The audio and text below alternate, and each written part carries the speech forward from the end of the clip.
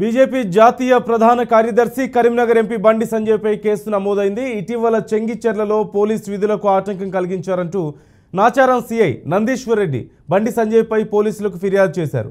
ఆయన ఫిర్యాదు మేరకు బండి సంజయ్పై పోలీసులు కేసు ఫైల్ చేశారు. బండితో పాటుగా మరో 9 మందిపై వివిధ సెక్షన్ల క్రింద కేసు నమోదు చేశారు. కాగా హోలీ పండుగ సందర్భంగా చెంగిచెర్లలో 2 వర్గాల మధ్య ఘర్షణలు జరిగాయి. ఈ ఘటనలో ఓ వర్గానికి చెందిన వారు కొందరు తీవ్రంగా గాయపడ్డారు.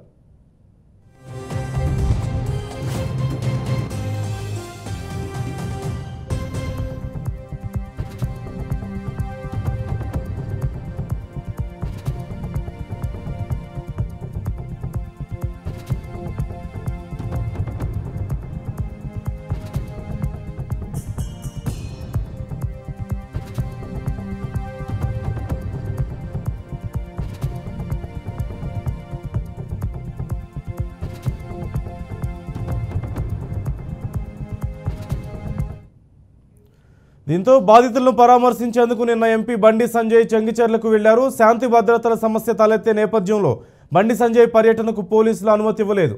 బ్యారిగేడ్లు అడ్డుపెట్టి ఎక్కడికక్కడ బీజేపీ శ్రేణులను పోలీసులు అడ్డుకున్నారు.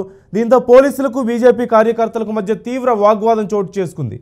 ఈ ఘటనపైనే తాజాగా పోలీసులు బండి సంజయ్తో పాటుగా మరో 9 మందిపై కేసు నమోదు చేశారు. పూర్తి సమాచారం మా ప్రతినిధి రాజశేఖరాచారిని అడిగి తెలుసుకుందాం.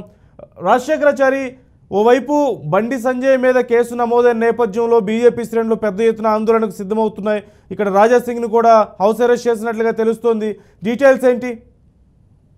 థ్యాంక్ యూ నందు.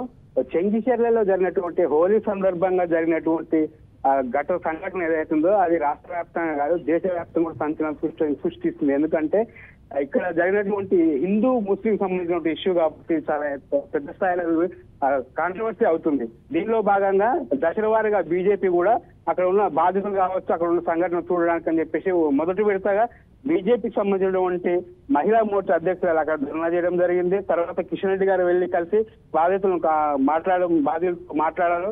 అలాగే రీసెంట్ గా నిన్న బండి సంజయ్ కూడా అక్కడికి వెళ్లి బాధితులు కలిసి హాస్పిటల్ ఉన్న వాళ్ళని కలిసి మాట్లాడడం జరిగింది. అసలు ఇష్యూ ఎట్లా జరిగిందని చెప్పేసి మొదటి విషయాలు తెలుసుకోవడం జరిగింది.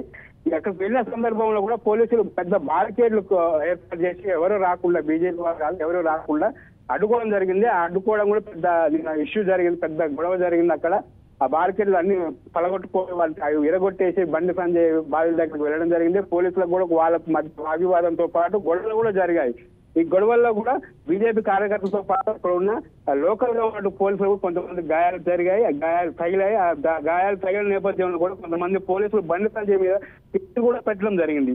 దానిలో భాగంగా ఈ బండి సంజయ్ మీద ఈ రోజు కేసు ఫైల్ అయింది. ఆయన 332, 353, అలాగే 143, అలాగే 149 సెక్షన్ కింద, అంటే ఈ సెక్షన్ దేనికి వర్తిస్తాయంటే గవర్నమెంట్ వ్యక్తి ఎవరైతే అంటే ప్రభుత్వంలో పనిచేస్తుంటారో అతని విధులకు భంగం కలిగించే విధంగా ఉన్నాయితే వీళ్ళు మమ్మల్ని చేశారని చెప్పేసి, మా విధులకు ఆటంకం కలిగించారని చెప్పేసి ఉద్దేశంలో ఈ కేసులు నమోదు చేయబడుతుంది. సో ఈ కేసు మేడ్చల్ కేసు ఫైల్ చేయడం జరిగింది.